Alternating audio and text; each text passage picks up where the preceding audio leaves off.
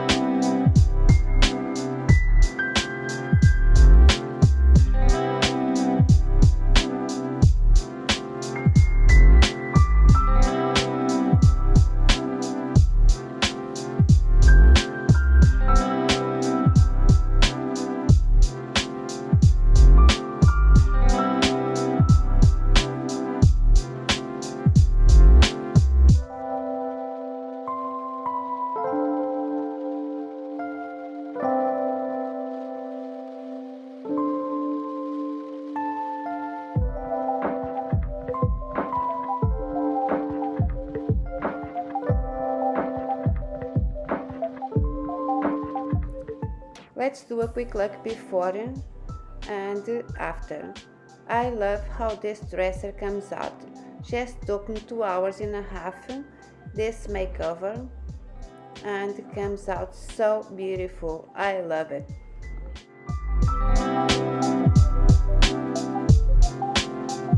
Let's go talk about the numbers. I got this high boy dresser on a Facebook marketplace for free.